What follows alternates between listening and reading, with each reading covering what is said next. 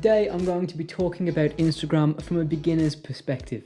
I'm going to be letting you know some of the basic ideals and mindsets you should have when you approach your Instagram marketing.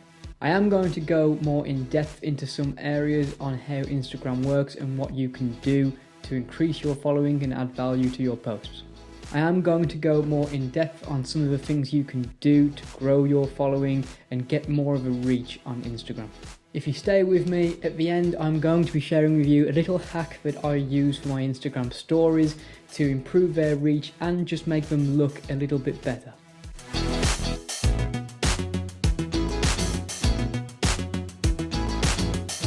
I'm Jared Lambie from Punk Tech. We help businesses and freelancers improve their digital marketing and their social media management through consultations and management solutions. Today's video is for people who are new to marketing their business on Instagram. Maybe you've had an account for a while but you haven't really been using it that much. Or maybe you just never really tried to push your business on Instagram and are just at that point where you want to know a little bit more about how it works so that you can take advantage of this opportunity. You may have just finished setting up your first account and are now just wondering what you can do with it. If that's the case, you're in the right place.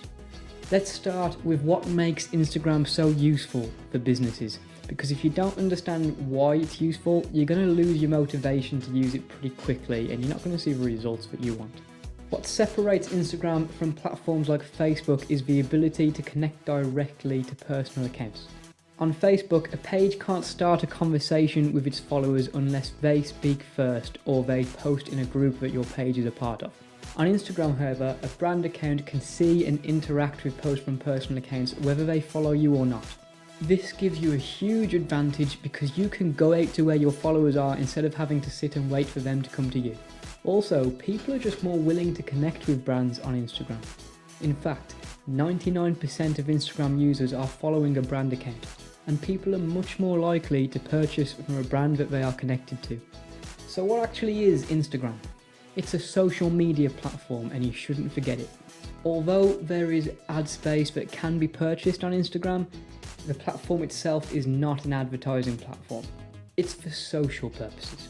This means that the aim is to bring people together, to create a sense of community and to keep people engaged. It is important to keep this in mind and to always try and see things from Instagram's perspective. What Instagram wants can be summed up in a simple phrase. It wants people to stay on Instagram. If your content can keep people engaged on Instagram for just a few more seconds, the platform will take note of this and push your post ahead of other posts that aren't doing that so well. Because at the end of the day, Instagram just wants people to use it as much as possible. And if people are using it to view your posts, it's going to push your post further.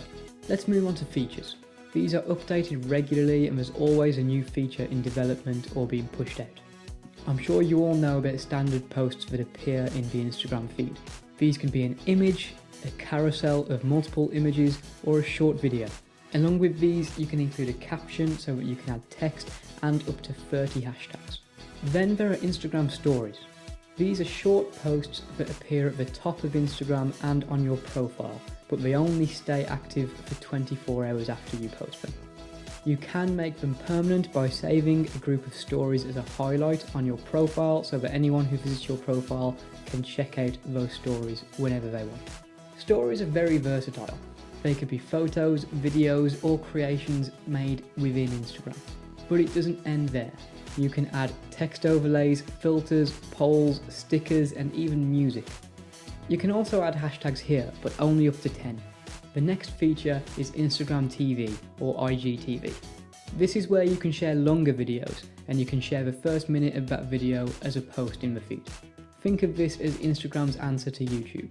Next we have Reels, which is kind of like Instagram's answer to TikTok.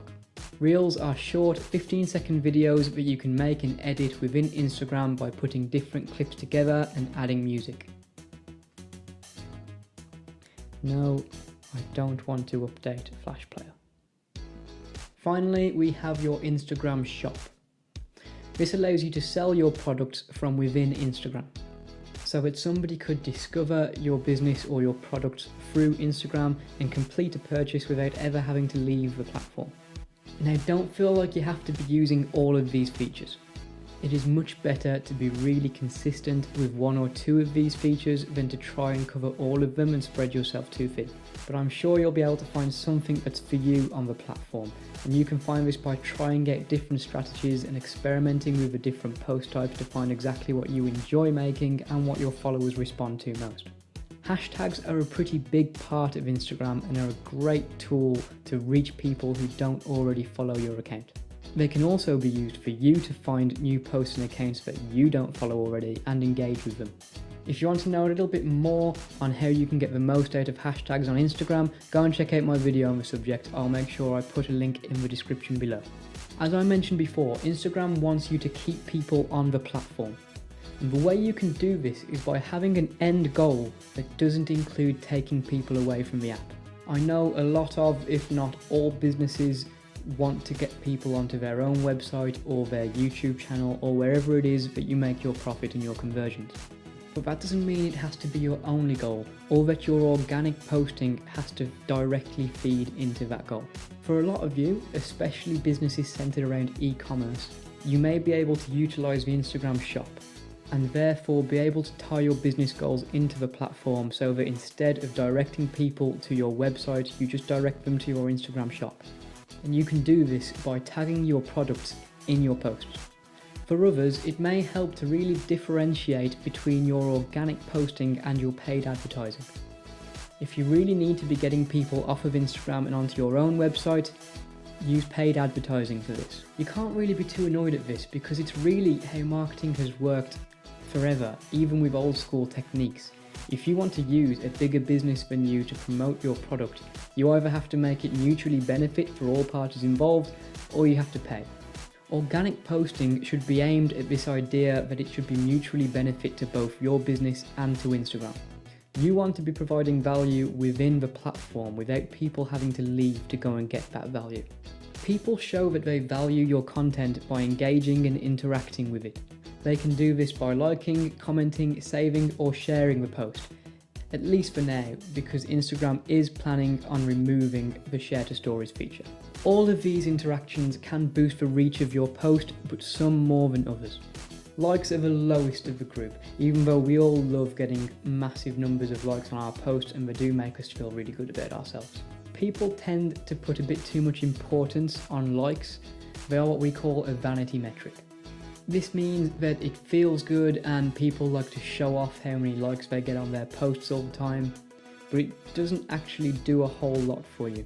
It takes almost no effort at all for somebody to like your post, and doing so kind of shows that they're finished with that piece of content now. If all they're going to do is like it without doing one of the other interactions, they're probably not going to return to this post again. Shares obviously increase your reach because it takes your content and puts it in front of that person's own audience. Comments are great because it shows that people actually want to talk to you about the content and have taken the time to do so. They are also a great opportunity for you to start a conversation with a follower, which is really good from Instagram's perspective because it means that that follower is going to keep coming back to that post or keep reopening Instagram so that they can see your response and reply to it again. Now, saves are the one right now. They are currently the ultimate way somebody can show that they value your post. They value it so much that they are saving it for later so that they can return to it and refer to it as often as they like, whenever they like. So when creating content, you need to be thinking about what your followers or what your target audience want to see. What are they going to value? What are they going to want to save for later? And what's going to get them talking? Check out last week's video for a great example on how brands can get people talking online. Like I said at the start of this video, what makes Instagram stand out is the ability to go out there and make connections with personal accounts yourself without them having to make the first move. This means that once you've posted your content, you haven't got to just sit around and wait for people to come to you. You can go into your own feed and start engaging with other people. This is a really important part of Instagram marketing. Seek out potential followers, and instead of marketing to them, just try and start a conversation or help solve a problem that they have. Build connections and create a trust in your brand, and in the long term, you will be able to reap the benefits. Before I continue, just make sure you've clicked the subscribe link below and hit the notification bell so that you can continue to grow your understanding of social media and improve your digital marketing by watching more of our content. Now, a little Instagram hack I want to show you today is to do with Instagram stories, and in particular using hashtags on Instagram stories.